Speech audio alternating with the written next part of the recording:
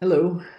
So at the end of my talk, as part of the conference in Mexico City the other day, I realized that you guys really wanted to know a lot more about the psychology of emotion. I felt I kind of let you down on that front a little bit, so I offered to create a little video where I do exactly that, talk about emotion a little bit, and try to give you some real tips about the relevance of emotion in the classroom and what you and your students can do to help.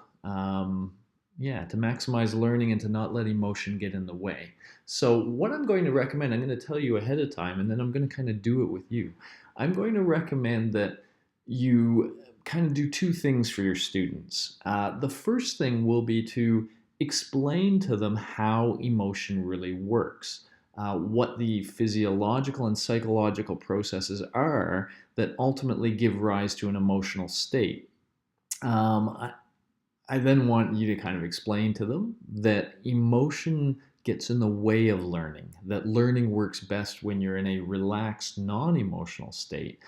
And therefore, it's really good if you're able to control these emotional states and have an ability to take control of your own body and your own mind and put it in a place where it's able to learn well.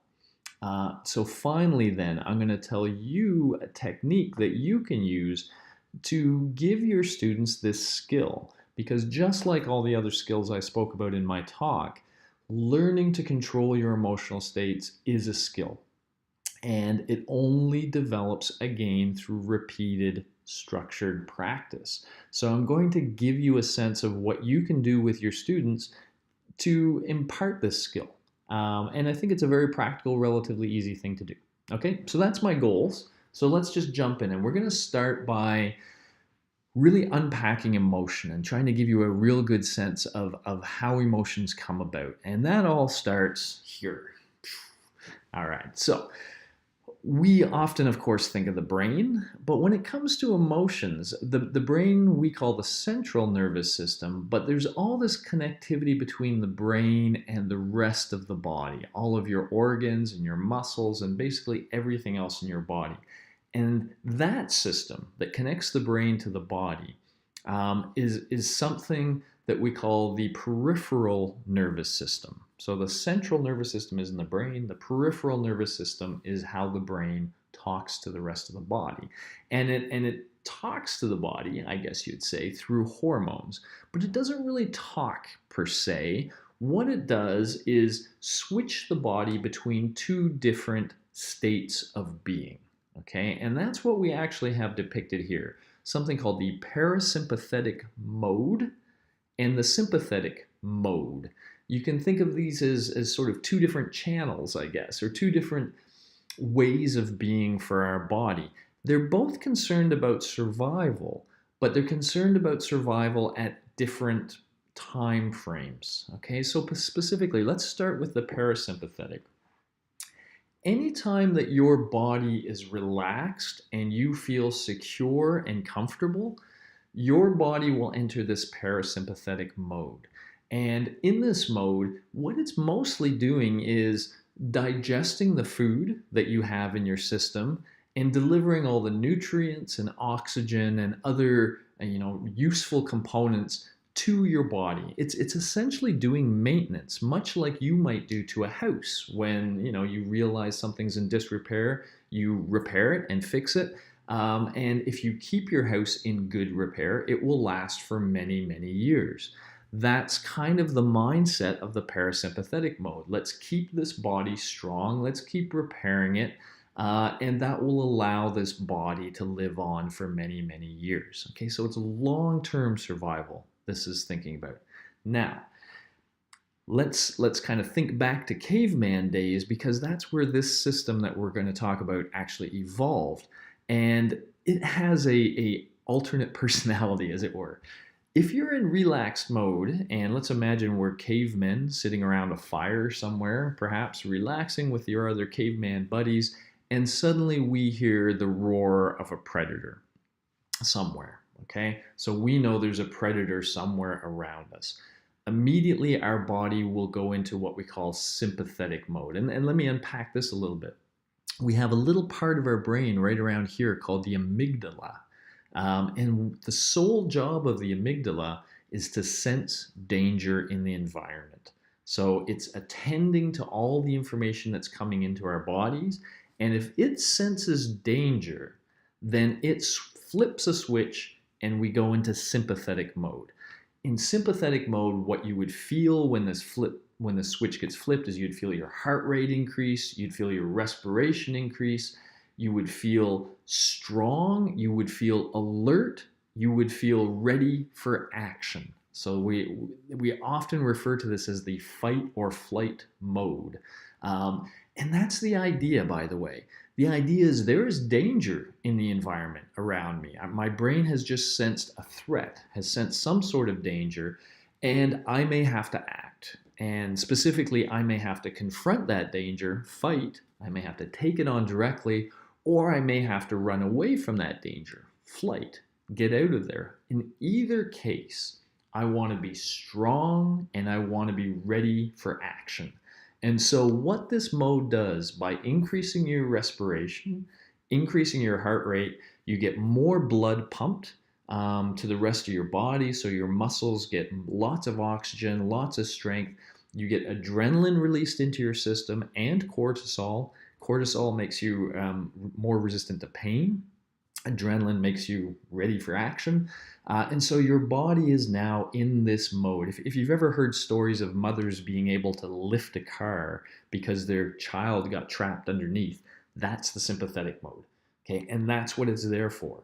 It's there for short-term survival or some short-term emergency. So it's meant to be turned on and then off again. Once the emergency is passed, you should go back into sympathetic mode and relax. Okay, now, what does this all have to do with emotion? Well, just to be clear about that, this is the current psychological theory, which says that the emotions that we feel, the actual emotions, are a function of two things. One is what I've just told you. It's that kicking in of the sympathetic system that makes us feel, that's the starting point of an emotion. Okay, suddenly feeling our body come to life. And so the claim is that happens first. So your body is ready to fight or flee.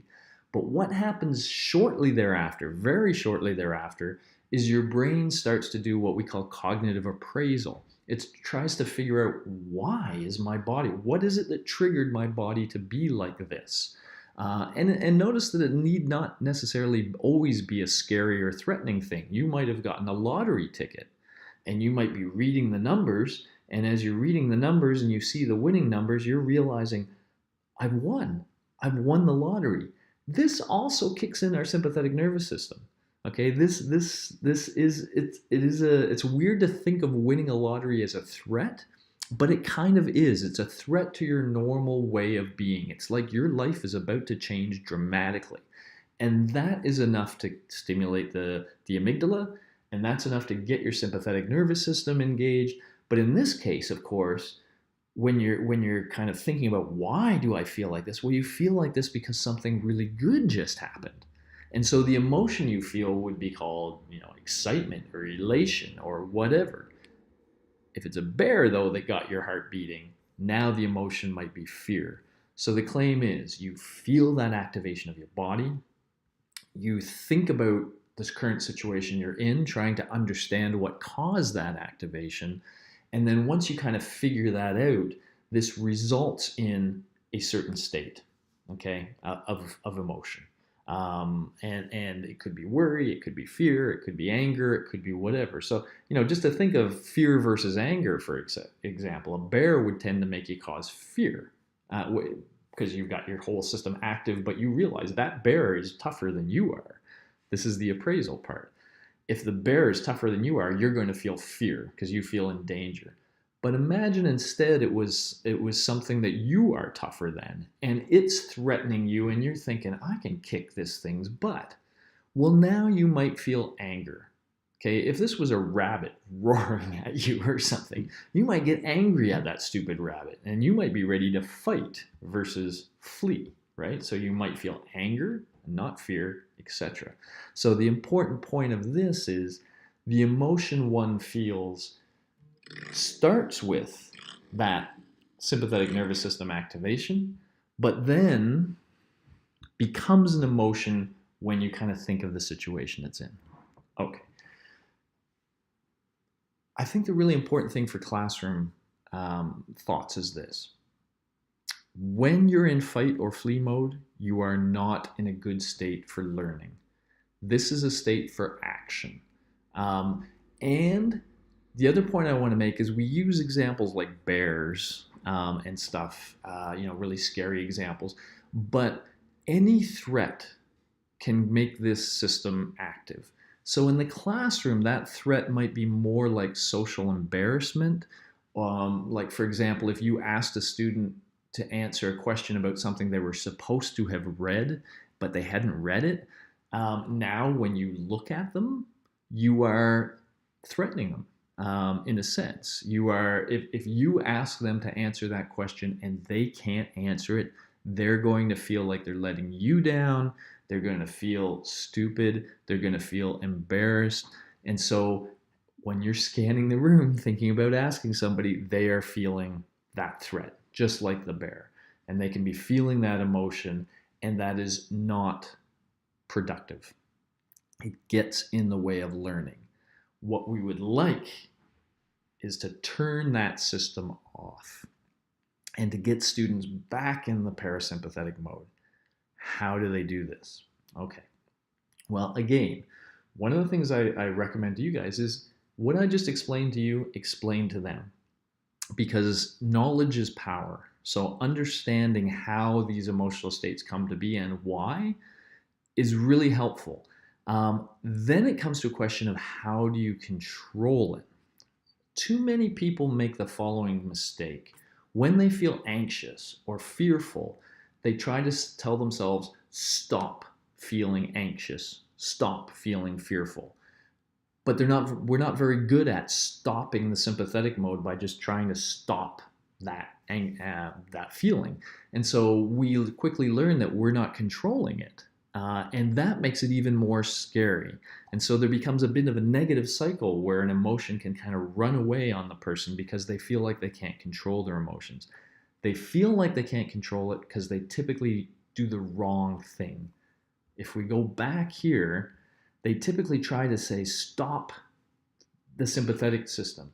However, a better thing is to turn on the parasympathetic. You can't be in both modes at once. If you focus on relaxing, you will naturally turn off the emotional state. Okay? But you can't do it by thinking about turning off the emotional state. You do it by thinking about relaxing. How do you relax? That sounds great, right? Oh, sure. All I have to do is relax. How do you relax?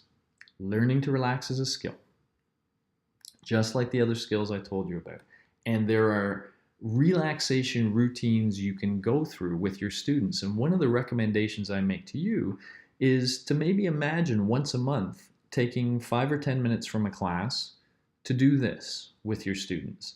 And what is this? Well, all this involves is going through, across a bunch of steps, and you start with the student's head, let's say, and you just ask them muscle group by muscle group. So you can start with the face as it suggests here, to tense the muscle, tense it, as tense as you can make a muscle, tense it and try to make it really uncomfortable, and then relax. And when you relax it, let all that tension go, let the relaxation go, and feel that relaxation. And while you're feeling that relaxation, say a word over and over to yourself. That word will be your relaxation word, whatever it might be. Mexico, let's see, tequila. So every time I try to relax, I say tequila, tequila, and I relax. Now we move to the next thing, the arms. Tense your arms, make them as tight as you can, try to tense everything, your fists, everything as tense as you can make it. Feel how horrible that feels to be tense, and then relax everything. Let it relax. Feel that relaxation. Tequila, tequila, tequila. Relaxation, tequila. And you keep working through the body, shoulders and chest, tighten them, relax them, feel the relaxation. Stomach muscles, tighten them, feel the relaxation, all the way down to the legs. When you do this with your students, first of all, they will love it. Their body will feel very relaxed, and it feels like you've had a nice massage almost. But the important thing is they're feeling what relaxation feels like, and they're associating that with the word. And if they do this on a regular basis, then that word becomes a tool for them. When there's emotion involved in the classroom, and if you saw this, for example, you could see a student being emotional, and you could tell that student, use your trigger word. Come on back to us. Come on, relax. You're upset right now. Remember, we talked about emotions and how they come about. Your students probably shouldn't use the word tequila, but I imagine tequila, tequila, tequila. Relax, relax. Come on down. Okay, cool. Excellent. Now we're ready to learn. Okay, so your students could all use that. In fact, at the beginning of every class, you could start by using the trigger words and getting everybody relaxed and in a relaxed state. If you do this over and over again, you will be teaching your students an extremely valuable skill. Because, I mean, it's just like when we get in arguments, for example, the reason arguments get so stupid is because we get so anxious. We get so sympathetic mode, and we can't think well, and we don't make good decisions when we're in that mode, and so we say things we shouldn't say, and things go crazy. If instead we can learn to relax, use our word, then we can be the cool one, the one who's able to respond rationally even in highly emotional situations. And that's a great skill for your students to learn. Okay, I hope that helped a little bit. I just wanted to do a quick video again to touch on some of those things. If you have any questions, you can find me online, I'm sure. Feel free to send me an email. Okay, thanks, and thank you again for the really great experience of speaking to you all in Mexico City. I really, really enjoyed it. Okay, bye-bye.